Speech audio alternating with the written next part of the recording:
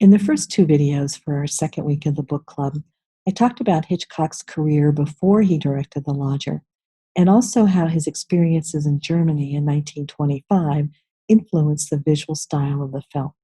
In this video, I want to highlight some qualities to look for in the film's characters and narrative structure that changed significantly from the novel.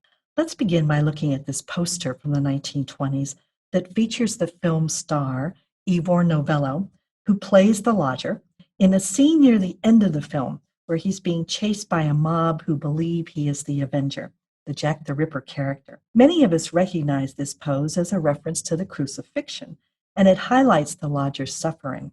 Is he guilty, or is the mob reacting out of fear and ignorance? The mob chases the lodger when they learn about the Avenger's latest crime. In the novel, Marie Bellaclounds describes how the Buntings hear about the Avenger from the daily newspaper.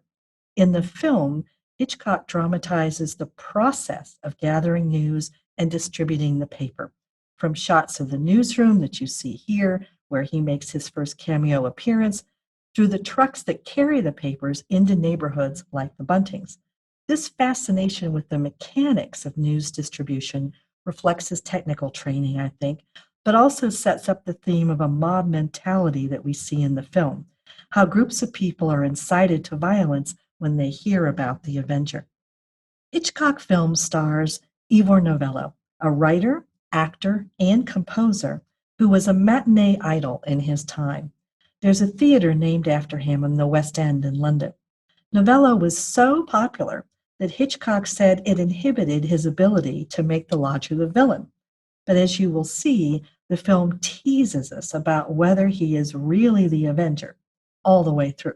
The situation is similar to the one Hitchcock faced in Hollywood in 1941 when he directed Suspicion, his film with Cary Grant, where Grant might be a husband who wants to murder his wife, or maybe not.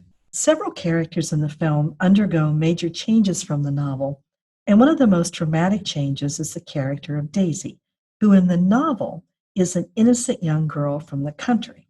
In the film, Daisy is a much more modern young woman who models the latest fashions for private clients. She is also one of the first Hitchcock blondes, although it's difficult to see from this photograph she is, and the film emphasizes this quality with repeating images of the words golden curls. How did the changes in Daisy affect your sense of the story? Another character who changes significantly in the film is a detective, Joe, whom you see on the far right here. His interest in Daisy goes beyond simple attraction and leads him to behave rashly towards the lodger. What do you think of Joe as a representative of the law?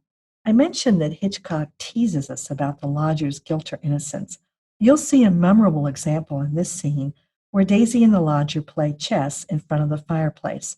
It's a romantic scene, and yet we're still not sure about this lodger. Think about why our attitude towards him vacillates during this scene. How does his behavior provoke our concern? The end of the film seems to provide an explanation for everything we've seen, or does it? Do you see any room for doubt?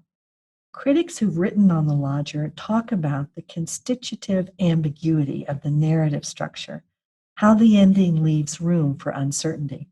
Do you think the lodger is the Avenger? I look forward to hearing your thoughts. Thank you.